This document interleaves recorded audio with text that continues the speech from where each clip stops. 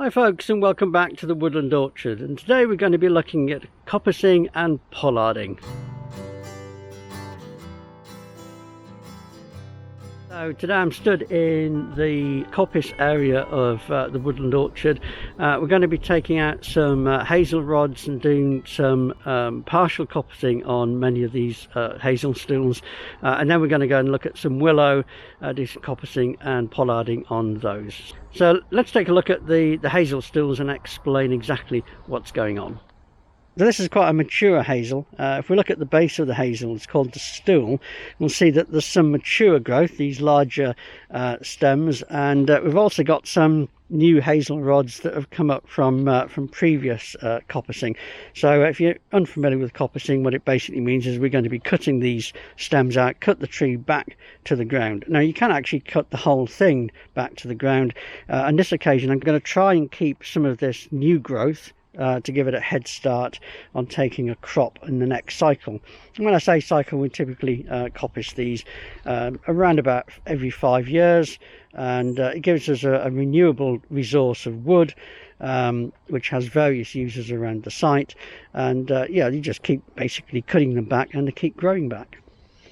So this is another slightly younger stool. You can see that if we actually get into this coppice stool properly, if I can clear the leaves, you might be able to see where in the summer we took, you can just see that the ends of some growth here where we took a crop in the summer to help build some dead hedges, and all of this growth is actually new, and that is pretty much a year's growth.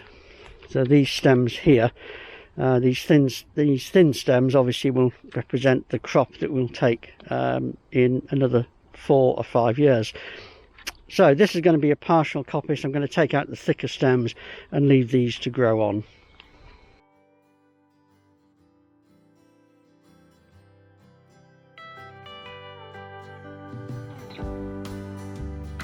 So when I'm cutting the hazel rod out, what I'll try to do is cut it 2 or 3 inches above the stool itself, because I don't want to risk damaging the stool, and sometimes if you're dealing with a long hazel rod with some weight in it, it's easy to do that. So I'll cut it a few inches high and then come back later to trim these down later on. Always cutting with an angle, preferably away from the centre of the stool, just so that it would help the stool to shed water off to the side rather than to the middle, which can encourage it to rot. And also, while I'm cutting these hazel rods, I'll be assessing them for what I'm likely to use them for in the future, whether I'm going to use them as say a stake in a dead hedge, or for binding in a dead hedge, or perhaps as pea sticks in a vegetable bed, or if I'm going to use them as a source for wood chip. So for example, the chipper that I've got will only take branches up to 10mm in diameter. So if a rod is actually thicker than that, then I'll cut it at 10mm, put that to one side for the chipper, and then work my way down what remains of the thicker stem, and perhaps consider those for use in a log pile, whether that be firewood or for a wildlife log pile, which is the kind of log pile I'm creating here.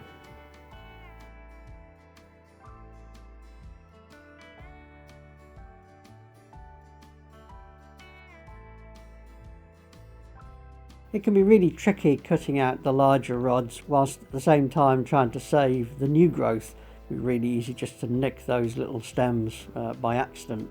It's worth taking the extra time to do this carefully, because it does give you a head start into the next cycle. And I generally prefer to try and do a partial coppice rather than a full coppice, even though a full coppice would be a little bit quicker and certainly a lot easier. So that's the hazel coppicing done for the year, and all the stools tidied up. So I'm now going to turn my attention back to the willows, and what I actually will do, it occurred to me that I can take some cuttings off the willow and populate some of this woodland area that I'm hoping to introduce far more trees into. So yeah, we'll take some cuttings first, stick those in the ground, and then we'll get on with the actual coppicing of the willow. Let's get on with it.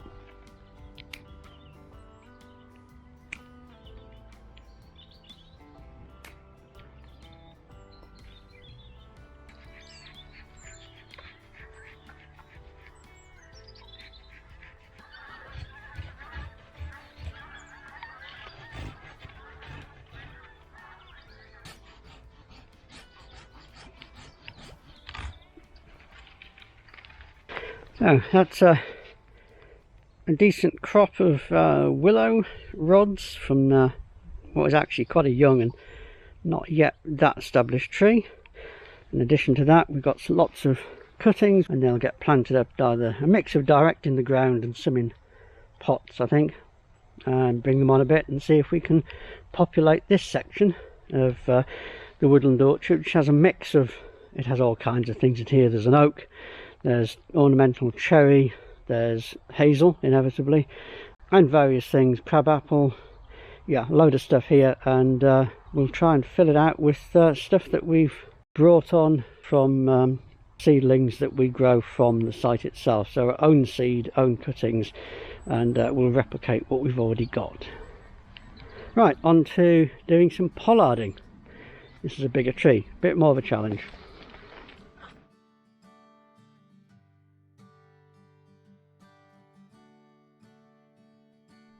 So pollarding is very similar to coppicing. It's just that we make the cuts on the tree much higher, whereas a coppice is cut very close to the ground, and when we pollard a tree we do this at a height. One of the main reasons for doing this is to avoid the pressure from grazing animals. So for example, if we had deer on this site, then the deer would quite happily chomp away at any new shoots that appear on these trees. So if you cut the tree high enough so that the deer can't reach the new shoots, then you've got a much better prospect of the tree regrowing. In this case we don't have deer. I'm probably cutting it a bit too low to protect from deer, but I'm really doing it for, well, for two reasons really. I need to control the height of this tree. Actually, I just want to try pollarding. I want to practice the technique, and it'll actually look quite attractive, I think.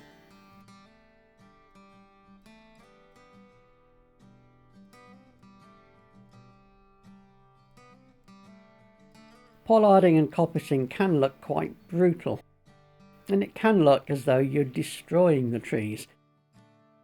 I know people who work close to public access footpaths, bridleways and so on will often get verbally abused by people wandering past and seeing what they're doing to these beautiful trees.